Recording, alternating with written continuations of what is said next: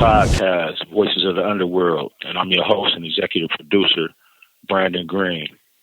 And today, we have a special guest that's, one that we've been wanting for a while. He's a father, an entrepreneur, legendary Akron, Ohio rapper, global mogul recording artist, and CEO of AKA Spitters, Mr. Darrell Woodall, AKA King Locust.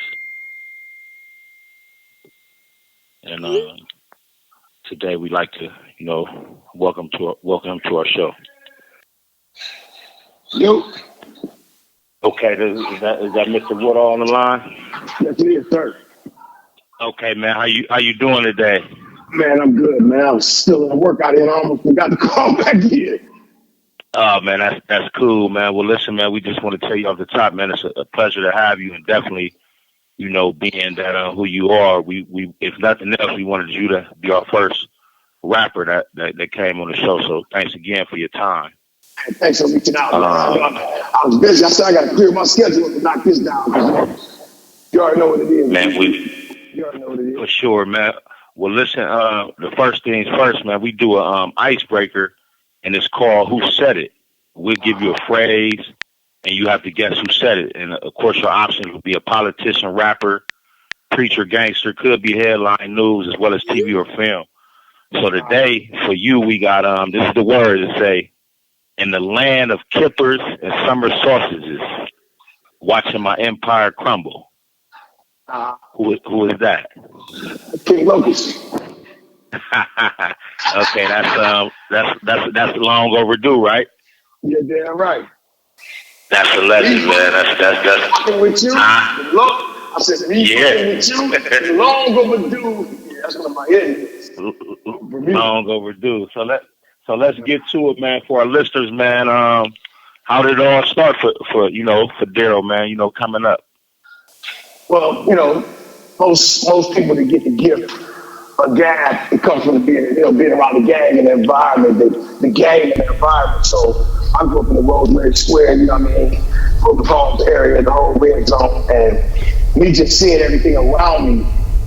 And I had a gift to draw also, so you got to think I come from drawing, which is all the art form, and it came into being in words. So now I can depict what's going on outside my door, what's going on right here, the dope thing, the junkie, the robber, and then, when the nigga get into the game, I start being able to put it in words and make it make sense. Sometimes you're growing up, seeing your favorite auntie smoking crack don't make sense to you because you're not a hustler yet and you don't understand addiction. So when I started looking at it, I thought, okay, what if the people around me don't understand what's going on? What made this man get so desperate that he robbed the bank? What made this man get so angry he had to kill a man? These are things that somebody got to put it in perspective. And that began, I started writing raps like that, way young. My rap name is Don Rock, so that lets you know how long I was doing it. Man, so, like you say, growing up in your environment, it had a lot to do with, some of your lyrics as well as, how you thought, the way you see things. Like, so at what age would you say you jumped off the porch? Oh, man, about 10.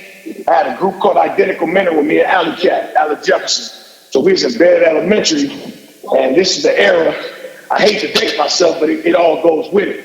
This is the era of the show just came out, break dancing, everybody acting like gangs, but they really break dancing. You know what I'm saying? You had the Playboy Rockers. These all like Baird Elementary and Roswell kids. So you got people coming from middle school, which, elementary stopped at 6th grade back then before I went up to middle school, coming to battle, and you got niggas that can beatbox, and you got people that's emulating, Ice-T's, Run DMC's, LL, all the early rappers. So, everybody want to grow a box, a fin, a tail, a shag, and make their own crew. So me and Alley Cat came up with a crew called Identical Mineral. He was Identical 1, I was Mineral 2 because we was cousins. So that's how it started. And we had a DJ named Tony Justice. TJ, he fixed on cars now, but the nigga was on 88. That nigga had all the shit, so I started back then. He stayed behind my mama, so about 10, 11, we started going at it, battling people.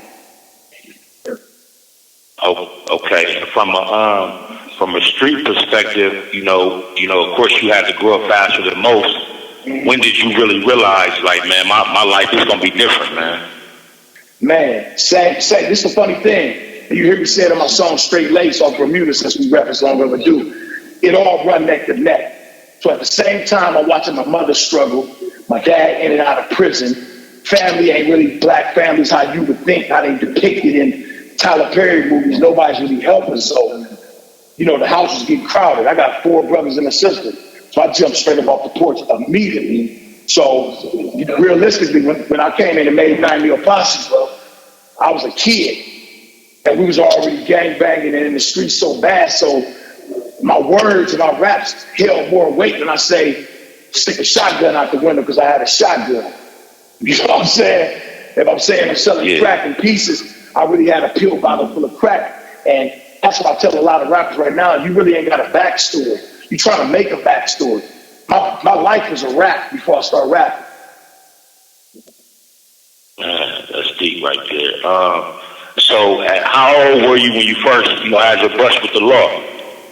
Oh, shit. 11, 12, 13, 14. I got caught with an AK and got shipped out the state. So I started so young. And people, these new people would think that, wow, this is how this 10-year-old person looked.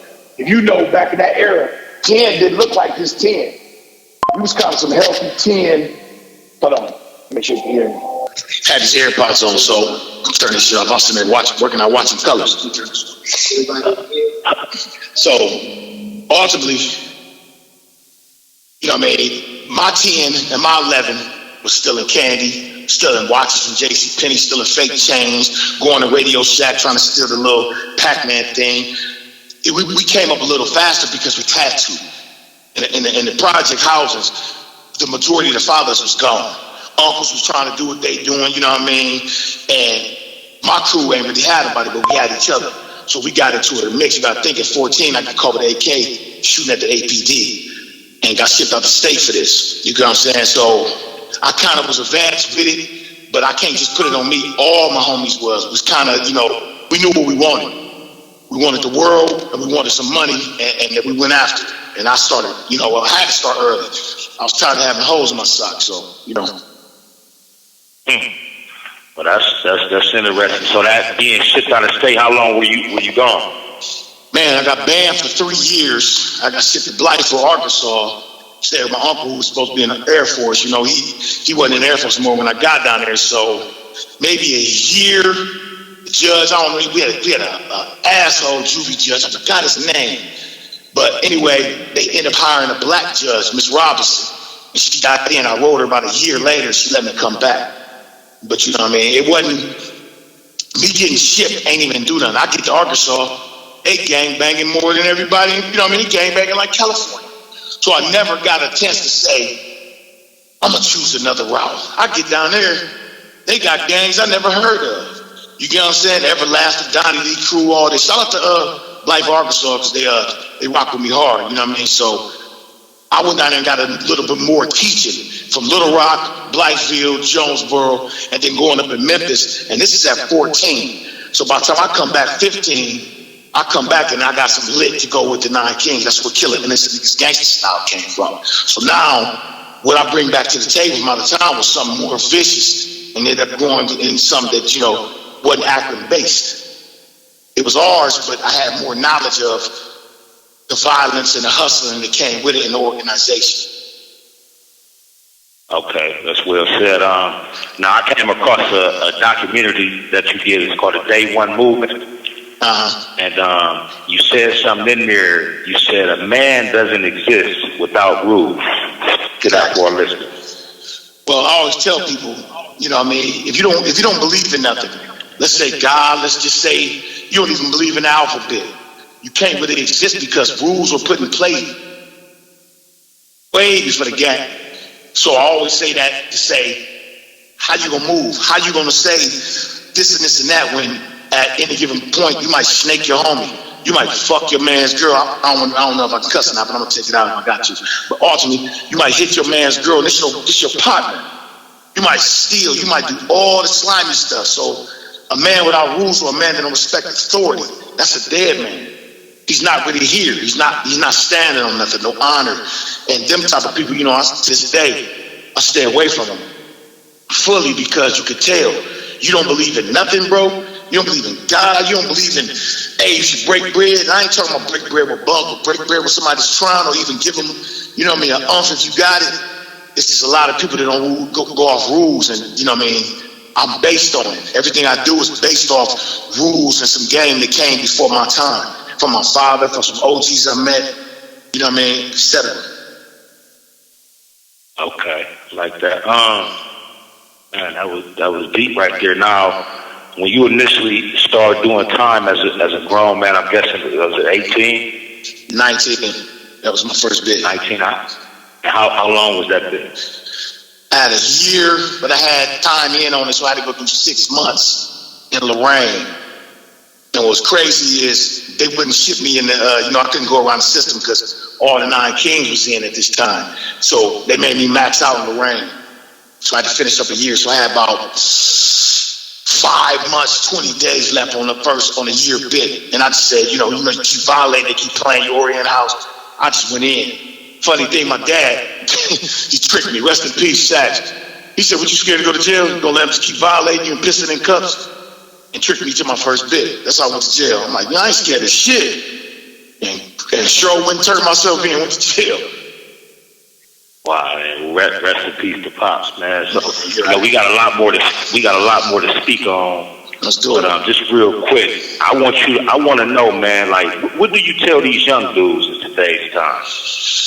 Man, I give them to it. You know what's so funny? And it's dope that you asked that. I don't never give them the negative. For some reason, my growth and my journey, I've seen both sides of the field. Like I said, I've been home 12 since my last stint. No papers, no nothing. I give them the real world. I give them what you can do. I give them college. You can do this. You can have the same stuff the dope boys got. And you have to think. Now, do they soak it up? Some do. Have I ran across any proteges that soak it up? I have not. It's a different world, and the internet runs their brains instead of what they see in front of them. So I can tell a person, hey, this how you make a breakdown. This the noodles, this the mayonnaise, this the cheese, this the summer sauce. And they can tell you, no, I make it like this. I don't even put summer sauce in. I don't even make water, but they never made breakdowns. You get what I'm going at? They don't really soak up. They don't really soak the knowledge of older people because they think if you say, hey, man, I wouldn't do that, it makes you washed. It's the term they use. Oh, you washed up or this and that. So I'd be lying if I say I tell them anything. I had to learn it. And the people that come to me and ask, I give it to them. I don't force it. I don't see no these youngest mess up and say, I wouldn't do that. Some of them are starting way different. You have 1 minute remaining. They starting with blood feuds. That means somebody's died. There ain't too much you can say to them no more. They already committed to what they own. So when they ask, I give it to them straight laced, and I give them the winning side in the legal world. I don't never give them the dark side. If they need some advice for the dark side, I know it. Okay, this is Dem Streetz Podcast, Voices of the Underworld, and we'll be back momentarily with Mr. Woodall. Yep. That's Voices of the Underworld, and we're back with Mr. Woodall. And, before the break, we spoke to a lot of things. But now that we're back, also on that day one, the movement documentary, you spoke of the city, the rap game. And for those that don't know, you've been in this game for 20 years or more, man. Definitely. I just dropped my 46th album on Thanksgiving. Excelsior album. It's out right now. Y'all better go cop that. It's the highest level of level. So, take us back to the beginning when you started doing the shows. How was Akron, on the whole in the music business? Man, Akron was so dope in the music because nobody copied nobody back in the day. So let's go from when I was looking at the people. We had ADB Box, we got Ace and D, we got female rappers, Peaches, we got Tricky 1900. They playing instruments. They got bands and singers. We got Mike JS1, the one that died. He was extra dope. Mike and Maurice's studio over there on Store. So the city had different people. And then in the youngins, you got me, you got that, you got MD, you got this before a lot of rappers, bro. So like I said, half of these people came because me and Amp kind of set the tone to, hey, you can get in this. So when I started doing shows, it was a spot called the Warehouse downtown. I mean, this is no doubles, this is rocking off of that. You had to be able to rap. You know what I mean? And B&B's was open there, so Akron was kind of hip hop out. You know what I'm saying? We had a rap culture where Who Live Music was over there in Hawkins Plaza. They got the 3-finger rings, the gold teeth, the 8-ball jackets, the Kangos, the Dookie ropes, the raccoon hats, the bomb, you know, and the lumberjack. So we had a full culture here without being tainted yet. You know, we had a full pipeline to California, so all the West Coast rappers came here. We weren't really in tune with the East Coast of the South that bad, besides Scarface and, you know, that movement, and Ghetto Boys and a couple others from down the way. But Akron was so dope because when you met somebody, even if y'all didn't have nothing, you know, you ain't got no physical beef, or you had to rap. Every time I see my nigga Wiz, rest in peace, I had to battle Wiz, and this ended up being my dog, but we had to rock out, you know what I mean? So we had a hip-hop culture way back, and the shows was at B&B's, the Warehouse, the Bodies, and these the girls. Me and the Body, them used to have house parties going air rock. So, you know what I mean? It was weird. It was dope. Okay, and you know, you spoke to the West, and you know how y'all used to battle, and you know, if we equate the streets all, you know, within that, you say within it was a lot of different beefs, but you got a special relationship, you and Abby, man. Tell us about that. Well, that's my dog. So me and Abby used to all, you know, we supposed to battle almost through the whole juvie. You know, this is back in the day, but he'd be in jail, I'd be out. I'd be in jail, he'd be out. And what's funny, me and his brother Jazz, this was my dog. We always meeting up in the DH, whooping, you know, I'm from the East, he's from the West. We whooping everything else that can't fight. You can't fight. Don't come here, dude. We're going straight to delinquent status. We're going straight to isolation a couple times as we get to the dance street. And then we coming out, we standing on we own. So hearing that Amp, and his name was Amp D back then, was this dope ass rapper from the V. And I'm from the East, I'm like, I got to battle this nigga. You get what I'm saying? So ultimately, we never coexisted at the same time until I came home and he was releasing Intergalactical and I was releasing Bermuda. And we tricked the game. Nigga, from being from the same background, we locked mitts, and this has been my dog ever since, and we just got on each other's album, and we've been rocking ever since then. For sure, and it's definitely for, you know what I'm saying, beautiful for our city and you know, the movement period, because I know y'all got a strong following, you know, Cali, KC, you know, down south, y'all definitely got a following. UK. Overseas too? Oh yeah, man. UK, Finland. They just put my new single with me and him on Guilty Conscience over in Finland on Kai's media. So like I said, it's bigger than what people think here, especially when you know the business. Me and bro, he a brand and I'm a brand, and even aging as a brand, you don't become obsolete. That's like saying motherfuckers don't eat Big Macs no more, and Big Mac's been around for I don't know how long.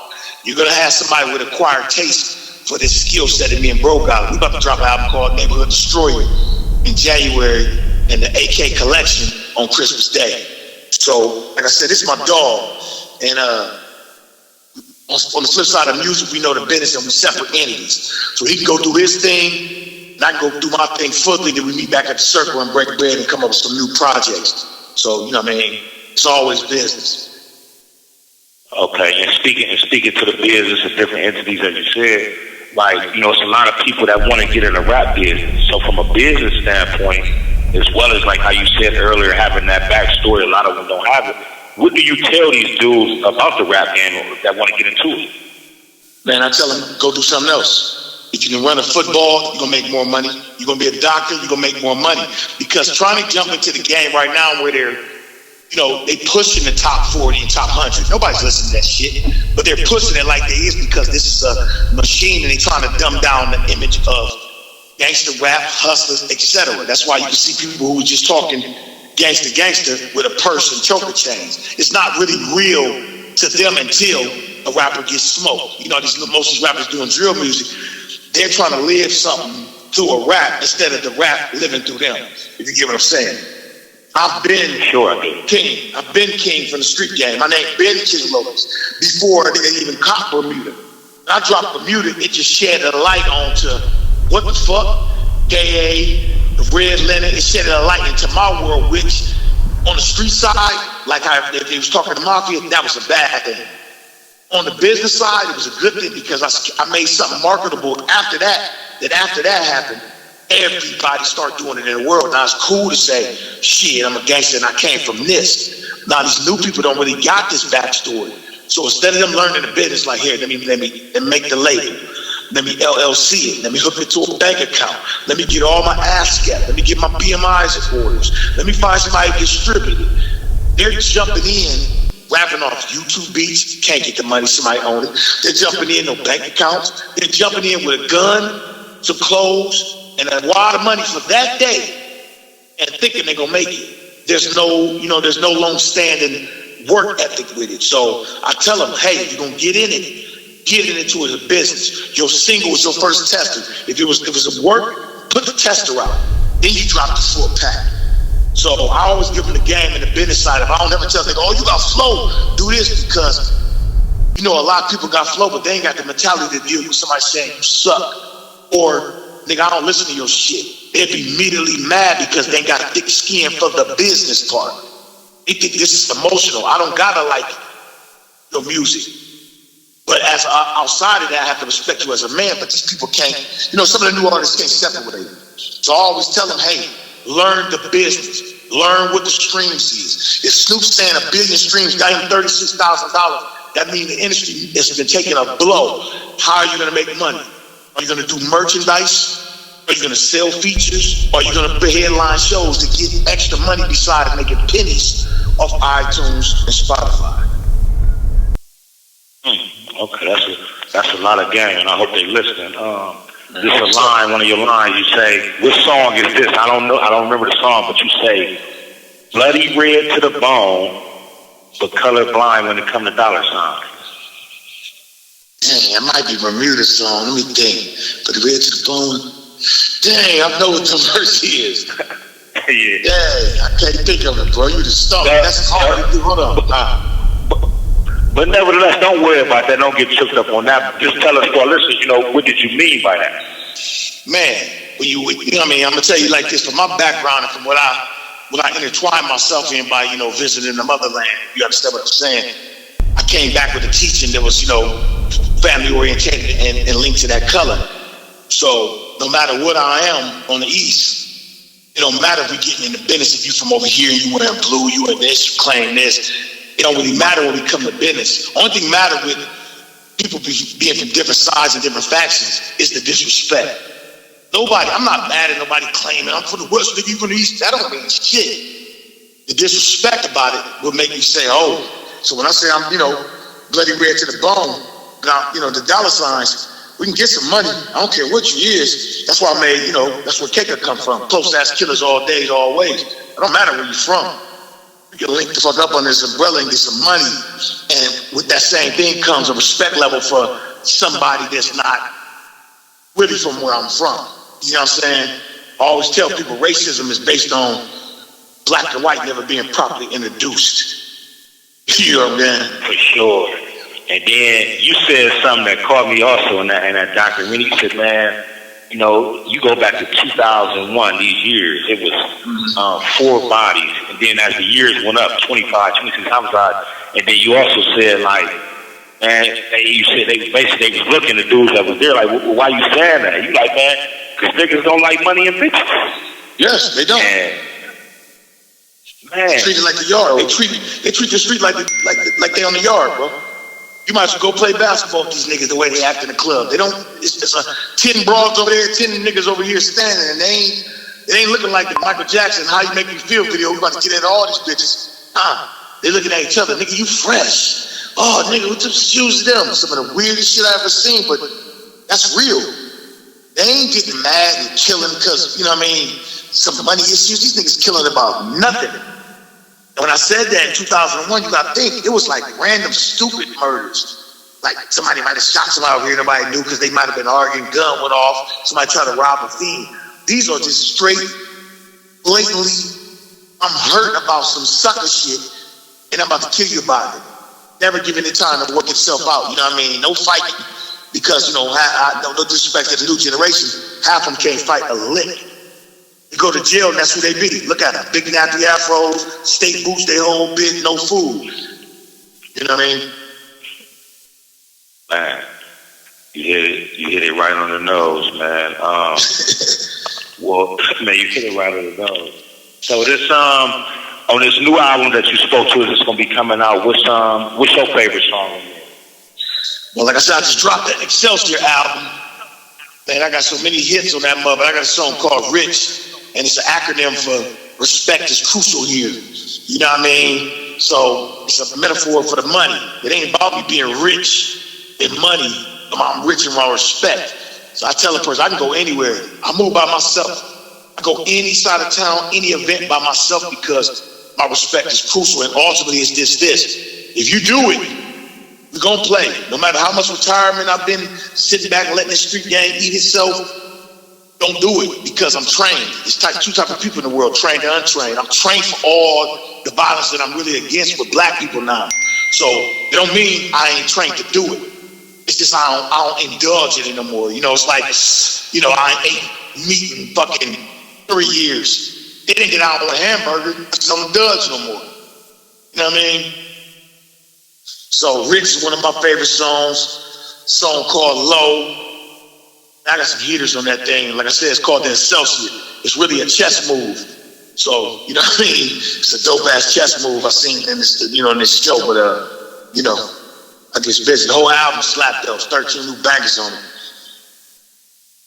Okay, now, of course, I'm on the inside, so I always, like, I don't know if you know how our streaming service work, but it's called, what is it called? Via Path, and like I type your name in, and all your albums will come up. But how long before like something like new would that appear on there?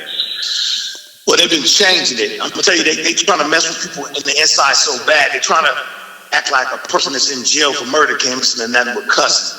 So they told me to clean up a whole, I got 46 albums. They wanted me to clean up my whole catalog before it's submitted back to, I think JPay blocked it. Couple other stuff, they pulled all the stuff. So basically, maybe if it's hitting a true release, it's hitting everywhere. 12 minutes remaining. They hit everywhere in 2 weeks here, but like I said, there I don't know how I go, but tell all the homies in there I'm about to clean up everything because I want people to get these jewels. I do a lot of jewels and give a lot of code in my albums on purpose. You get what I'm saying? I can reach the masses better. So you know what I mean. So if it ain't in there, it's coming. I'm gonna get it there. Okay, well, listen, we got one more with some more important questions for you. Let's do it. Stick around with us. And this is Dem Streetz Podcast, Voices of the Underworld. And we will be back momentarily with Mr. Woodall. This is Dem Streetz Podcast, Voices of the Underworld, and we're back with Mr. Woodall. Yes, sir. Okay, so before, we done talked about the game, the record game, the street game. You gave us, for our listeners, you gave us a lot. Now I want to go back to, that was it 01 or 02 where you caught the major Fed case? 02. Okay, so if I'm correct, from my research, you had a lengthy sentence, but you fought and you was able to get out. Is that correct? Yeah, it gave me 205 months, like 17 years. Okay. And like I said, after exhausting all appeals, the retroactive crack law came in and the 18-1 disparity came in. And Obama got in office and freed a nigga. You know what I'm saying? That might be the only president I'd ever voted for twice because what they said in the Ebony was it was racially motivated. They was giving 101 to powder. So crack, it was just, 20 piece, 5 years. So they came back with the 18-1 disparity, knocked 35 months off my time. And then the racially motivated crack law got, brung back and emergency released me in 2012. So I still done a 10 on it though, which I would have got regardless from my criminal history. I was going to get 120 months regardless, but I just couldn't, I just felt crazy for a motherfucker to give me a leadership role of 45 niggas and I only know about 15 of them. And it's fiends and it's suckers and these niggas get the tail to put me on a pedestal to take me out. And it was really because of jealousy, you know, the Vans with my face on it, and the potential what I was going to do into the rap world, because I was transitioning at that time. So me transitioning from the streets was, y'all go ahead and do what y'all do. I'm going to go over here because y'all niggas don't want no money. Y'all niggas ain't really standing on what it is, and I'm still going front line so hard that I attracted these damn people. You get what I'm saying? And bam, they came in. I wouldn't take the 120 months, so they tried to give me aid and abetting on my own leadership case, and I wouldn't plead guilty. They gave me for 205 months. But you know, the good graces of God and Obama, I came back and I'm, you know, mind intact, manhood intact, and I'm still here floating. I've been home 12 pieces. For sure, that's what's up, man. That's big ups. Now, and I brought this topic up because we got a lot of guys that's catching Fed cases, whether for right, wrong, or indifferent. I don't know if a lot of the situations is like yours, but what would you tell these guys in dealing with the, you know, the government on that level? And first off, be smart. There's rules put in place for the game for a reason. Don't talk on the phone. What's for a reason? Don't get high off your own supply. What's for a reason? Don't fuck with niggas that ain't of the same cloth. It's for a reason. So that's like you selling kilos, but you got a plumber with you. The plumber's gonna tell. You know what I'm saying? So now you're dealing with a government who goes off hearsay. Oh, he's selling this, he's selling that. You ain't selling shit. But this nigga just got jammed with some bullshit, and he's telling them you've been selling him ounce of dope for this many years, and they've raided you all. That's why the federal government is so fucked up, because if you look at my case, you got a whole bunch of people selling crumbs.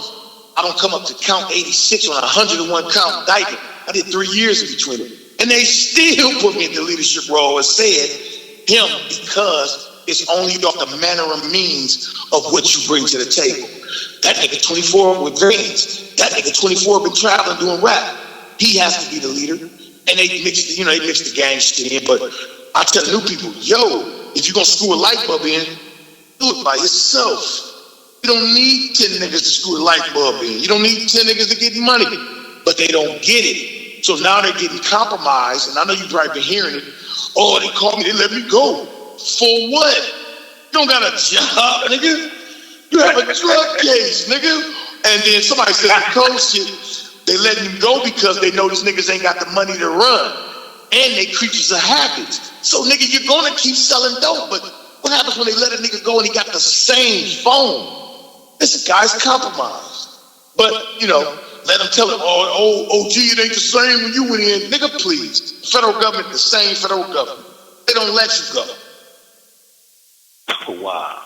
Yeah. So that's what I'll tell them. Don't get in. Don't get in if you can't do 20 years. That's the new 6 months. Can't do 20 years, don't get in it. Nigga, you know what I mean? If you can't go do time, that means as soon as you go to jail, I ain't calling this bitch. I'm about to start doing push-ups and sit-ups. I'm about to sharpen my knife. I'm about to start brushing up on my 1-2 skill and go in. Don't get in it, because these niggas can't get away from blue jeans and shoes. Fuck the bitch. They don't care about the bitch.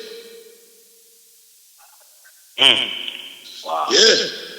For our listeners, you heard him say it. I'm sorry, man. I had to say this for our listeners. You heard him say it. The new 6 months is 20 years. It is. You can't do time or get away from the blue jeans or the big booty girl. Don't get in it. Don't get in it. If you get in it. Don't get in it, because like I said, it ain't really worth the money no more. Don't let these people, like a lot of people in jail, and I'm gonna give it to the people in jail, and I'm gonna give it to the people on the streets if they hear me. The money ain't nowhere near the same. You can make that money working. You gonna have the same headaches with the same bitch with a job than you been out all night selling dope. It's no difference no more, because now niggas that's working jobs are saying they hustling. No, nigga, you at work. This niggas that's rapping, they got jobs, bro. But if I say, hey man, you cheating. You ain't putting the rap money back in and putting the album out. You went to work for a month and put the paycheck in it. This nigga's cheating. You 95 nigga. I'm working the tools that was given to me in the gift. So imagine these niggas is selling dope to act like rappers. That shit's insane. That's what's going on here. Niggas will go get a pack, go book a video, and the money they made off the pack, flash it, then go to jail the next week, be in the county for domestic violence and a pistol and can't get the fuck out. And then 10 people mysteriously not. And for the listener, because like I said, a lot of people don't get these Jews. It ain't gonna be no paperwork on people no more. They giving tips. These niggas is tipsters. hey, he drive this car, he keep this in the car. Once they catch you like that, because the tip was valid, they hit your house. Yeah, new game. It's real filthy. Real filthy. Gotta stay in the shadows. It's the same fun in the shadows that it is in the light. So, you know. Okay, so for our guys, man, that's still in there, still within here, standing 10 toes. What's your message to them? They need to hear your voice. Man, my message to everybody that's in.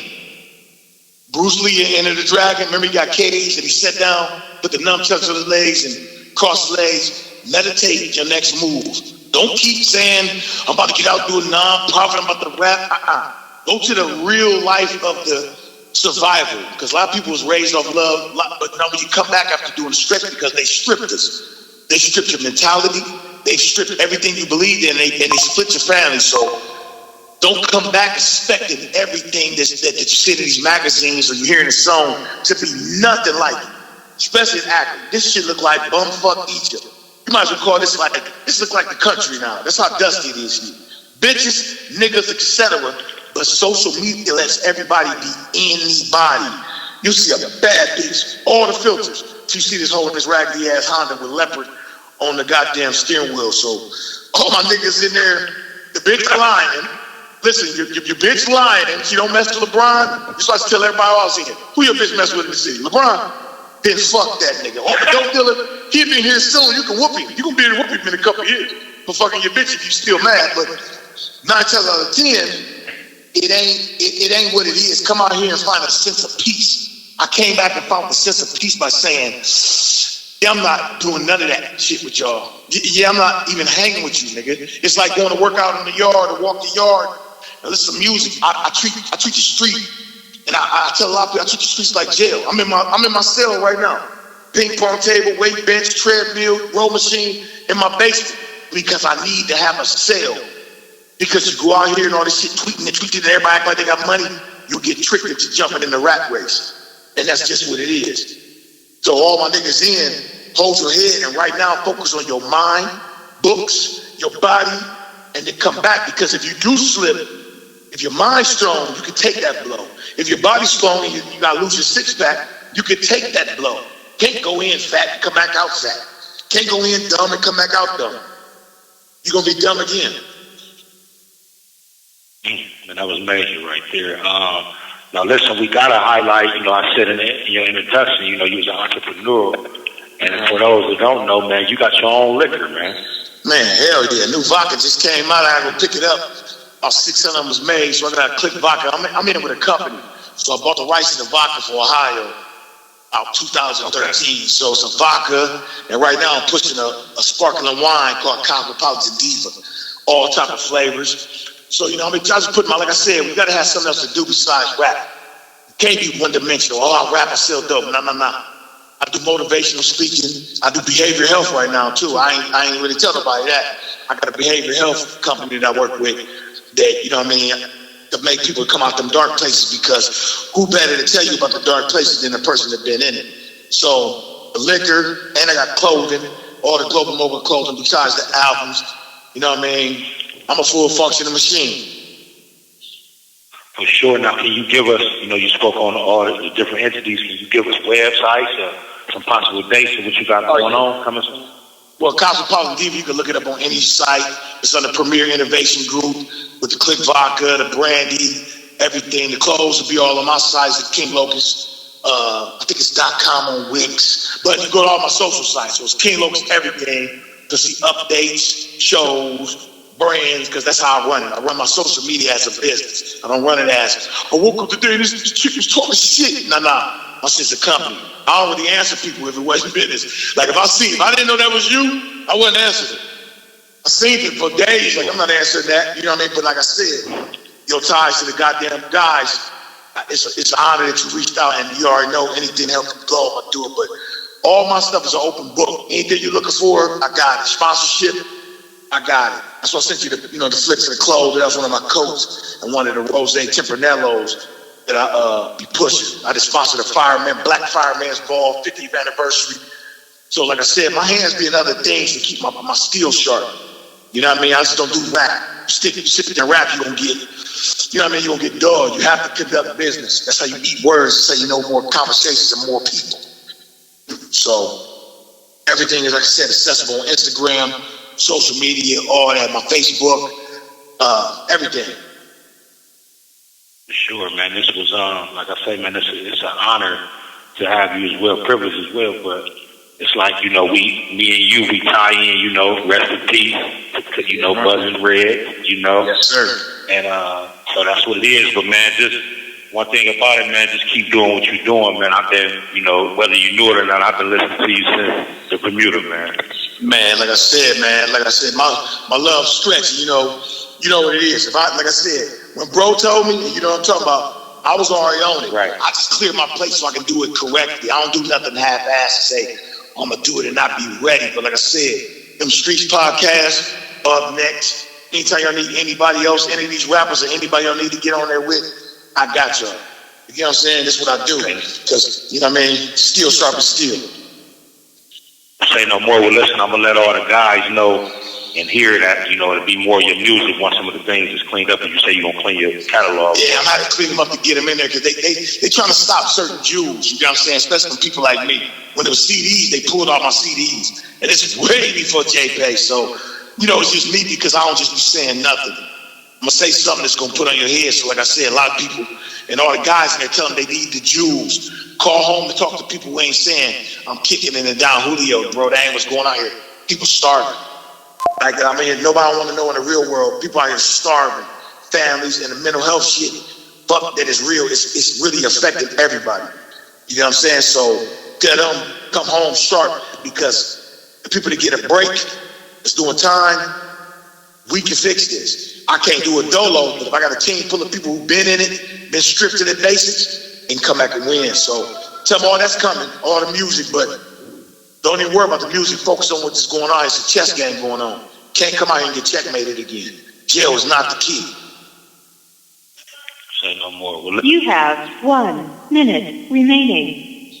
we appreciate you, man, and we will be back in touch. This is the Streetz Podcast, Voices of the Underworld, and we closing out with Mr. Woodall, a.k.a. King Locust. Tap in. Streetz, you already know what it is. Right. Yep.